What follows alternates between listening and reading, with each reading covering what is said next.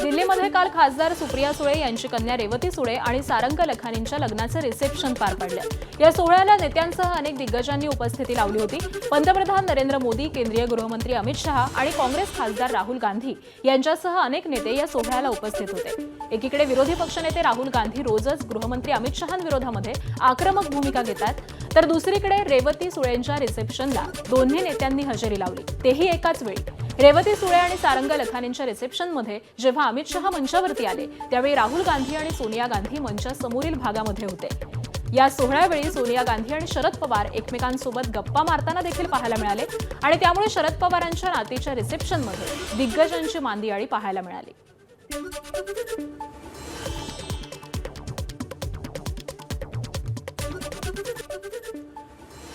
एक महत्त्वाची अपडेट, ठाण्याहून घोडबंदरच्या दिशेनं मोठी वाहतूक कोंडी झाली आहे। सकाळी कामावरून जाणाऱ्या प्रवाशांचे यामुळे हाल होत आहेत। वाहतूक विभागाकडून वाहतूक सोडवण्याचे प्रयत्न सध्या सुरू आहेत।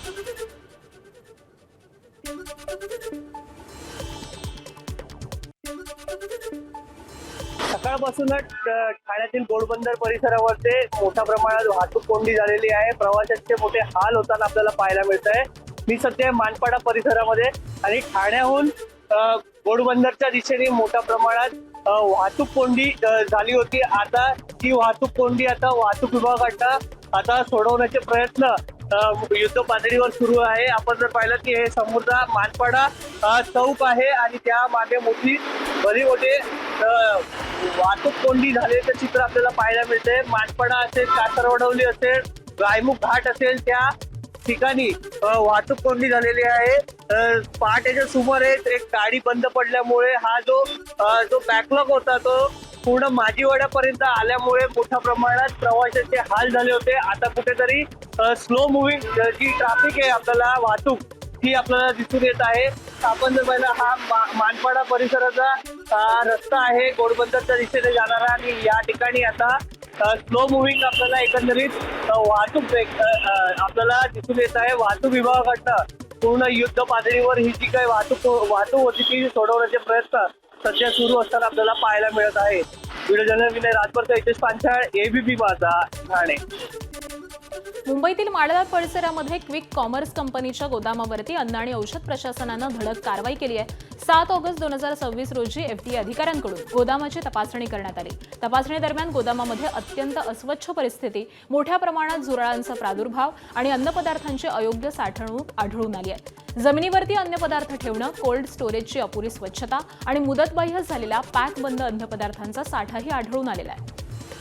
तर FEFO पद्धतीचा वापर न केल्याचं तपासामध्ये समोर आलंय।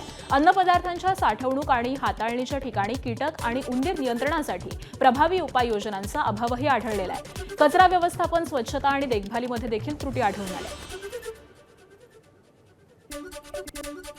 राज्यात गाजलेल्या दूध भेसळ प्रकरणामध्ये पुणे ग्रामीण पोलिसांनी आणखी 10 जणांना अटक केली आहे। पोलिसांच्या या कारवाईनंतर प्रकरणातील एकूण अटकेचा आकडा 24 वरती पोहोचलाय। 4 जुलै रोजी एफडीए आणि पुणे ग्रामीण पोलिसांनी राज्यामधील 5 जिल्ह्यांमध्ये एकाच वेळी छापेमारी करत दूध भेसळ करणाऱ्या टोळीचा पर्दाफाश केला होता। दरम्यान दूध भेसळीसाठी शॅम्पू, दुधाची पावडर आणि केमिकल्ससह इतर पदार्थांचा वापर केला जात असल्याचं तपासामधून समोर आलंय। या आरोपींना न्यायालयामध्ये हजर केल्यानंतर 2 दिवसांची पोलीस कोठडी सुनावण्यात आली आहे।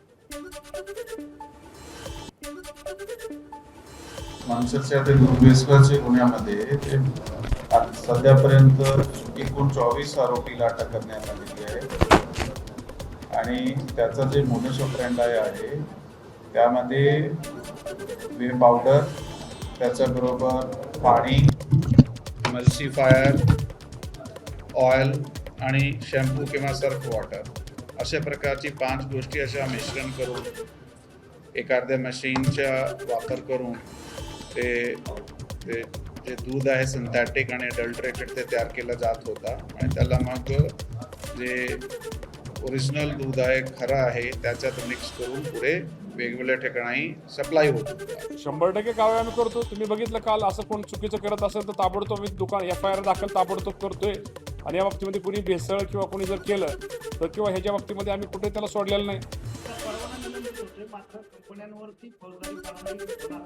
100% कंपनीवरती फौजदारी का ज्या चुकीच्या कंपनीने जर चुकीचं भेसळ त्यात आलं त्याच्यात नियम आहेत बसलं तर आम्ही त्याच्यावरती कारवाई करू। एबीपी माझा, उघडा डोळे बघा नीट.